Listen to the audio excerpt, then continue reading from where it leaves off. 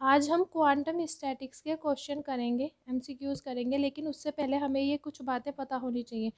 First of all हमें यही पता होना चाहिए कि क्वांटम स्टैटिक्स और क्लासिकल स्टैटिक्स में डिफरेंस क्या है। पहले हमें ये हम क्लासिकल स्टैटिक्स को हम यूज़ करते थे ऑब्जर्वेबल पार्टिकल्स के लिए। जो हमारे डिस्टिंगेबल पार्टिकल्स होते थे, ऑब्जर्वेबल मतलब जिनको हम अलग अलग देख सकते हैं, उन पार्टिकल्स के लिए हम क्लासिकल स्टैटिक्स का यूज़ करते थे।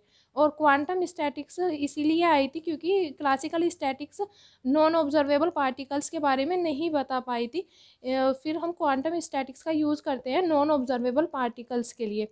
अब क्वांटम स्टैटिक्स हमारे दो पार्ट्स में डिवाइडेड है, एक तो बोस आइंस्टीन स्टैटिस्टिक और second one is Fermi Dirac statistics. So इसका बोस आइंस्टीन स्टैटिक्स का हम यूज़ करते हैं। इसमें क्या होता है, इसमें हमारा इंटीग्रल स्पिन होता है।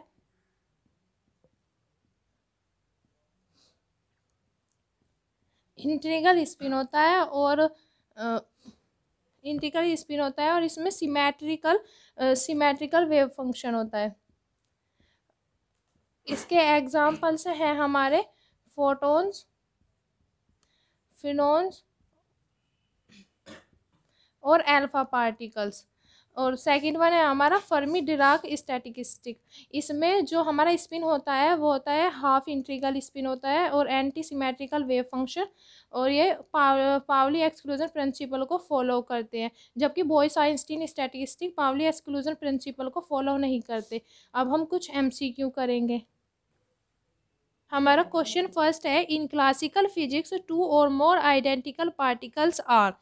हमें इसमें ये बताना है कि क्लासिकल फिजिक्स में हमारे दो या दो से ज़्यादा आइडेंटिकल पार्टिकल्स कैसे होते हैं। Option A distinguishable, B indistinguishable, C none of these, D both A and B.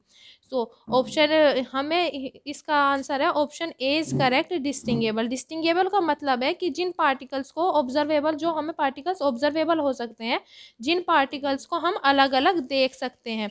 अब सेकंड क्वेश्चन है हमारा, इन quantum physics two or more identical particles are. Option A distinguishable, B indistinguishable, C none of these, D both A and B. अब हमें इसमें यह बताना है कि क्वांटम फिजिक्स में दो या दो से ज़्यादा आइडेंटिकल पार्टिकल्स कैसे होते हैं। हमें पता है कि क्लासिकल फिजिक्स ऑब्जर्वेबल पार्टिकल्स के लिए एप्लीकेबल थी, वो नॉन ऑब्जर्वेबल पार्टिकल्स को नहीं बता पाई थी, तो उसके लिए हमारी क्वांटम फिजिक्स आई थी। उसमें हमने इनडिस्टिंगेबल पार्टिकल्स को बताया। Indistinguishable option B is correct here, क्योंकि इनडिस्टिंगेबल का मतलब है कि नॉन ऑब्जर्वेबल पार्टिकल, जिनको हम नहीं देख पा रहे, जो हमें एक जैसे ही दिखाई दे रहे हैं।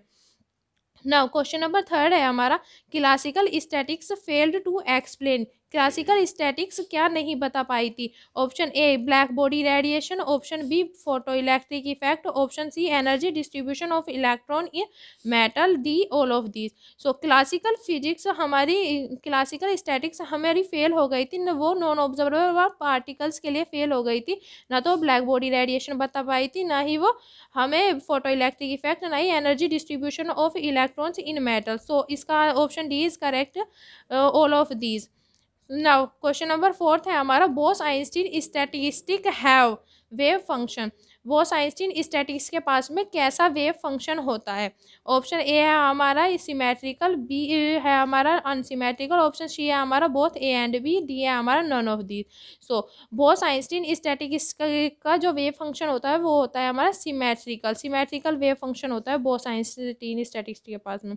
नाउ हमारा हमारा फिफ्थ क्वेश्चन है, Bose Einstein statistic applied to.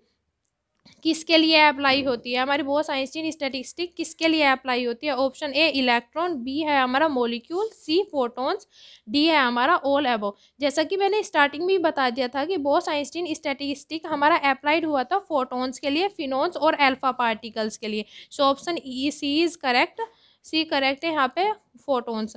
Now हमारा क्वेश्चन नंबर सिक्स है, Bose Einstein statistic is applicable to particles known as.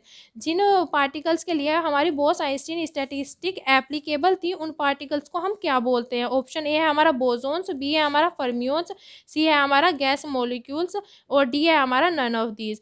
So option A is correct here, यहाँ पे हमारा जो बोस आइंस्टीन स्टैटिस्टिक हमारी एप्लीकेबल होती है बोसोन्स के लिए। फर्मियोन्स के लिए हमारा फर्मी डेराक स्टैटिस्टिक होती है। नाउ क्वेश्चन नंबर 7 है हमारा Bose Einstein distribution function is N I equals to. Bose Einstein distribution function हमारा क्या होता है, एन आई के इक्वल में क्या आता है। ऑप्शन ए दे रखा है हमें g i e to the power minus beta e i, B है हमारा g i e to the power beta e i, C है हमारा g i upon e to the power beta e i plus one, और D है हमारा g i e to the upon e to the power beta e i minus one. यहाँ पे option D correct है, क्योंकि हमारा N I equals to होता है बोस आइंस्टीन डिस्ट्रीब्यूशन में g i upon e to the power beta e i minus one. E i g i यहाँ पे नंबर ऑफ सेल्स हैं या फिर सेक्शन कह सकते हैं हम, और ई हमारा एक्सपोनेंशियल कॉन्स्टेंट है ये वाला तो, और बीटा है हमारा कॉन्स्टेंट है बीटा भी, और ई टू दी ई आई है हमारा एनर्जी, एनर्जी जो हमारे अलग अलग सेक्शंस में है सेल में है मतलब।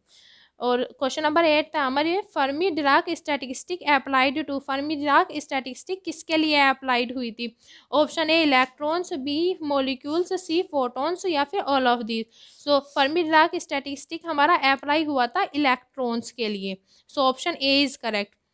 नाउ क्वेश्चन नंबर 9 है हमारा state which of the following statement are correct. इनमें से कौन सी स्टेटमेंट हमारी करेक्ट है। Option A इंडिस्टिंगेबल identical particles with zero और integral spin are governed by Pauli exclusion principle. जैसे कि हमें पता है कि हमारा बोसोन आइंस्टीन स्टैटिस्टिक में हमारा होता है इंडिस्टिंगेबल पार्टिकल्स होते हैं और उसका स्पिन हमारा जीरो और इंटीग्रल होता है, लेकिन वो पाली एक्सक्लूजन प्रिंसिपल को फॉलो नहीं करे। ऑप्शन ए यहाँ पे रॉन्ग है हमारा, और ऑप्शन बी है हमारा indistinguishable identical particles with half integral spin follows Fermi Dirac distribution.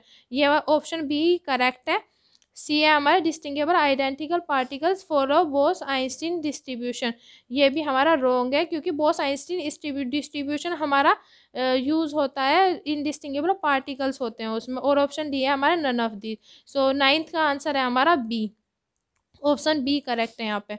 Now हमारा 10th क्वेश्चन है Fermi Dirac statistic applied to. Fermi Dirac statistic किसके लिए अप्लाइड थी। Option A electrons, B photons, C molecules, D all of this. ये question repeat हो रहा है, पहले भी बता दिया था। इसका है ऑप्शन ए करेक्ट है यहाँ पे इलेक्ट्रॉन्स।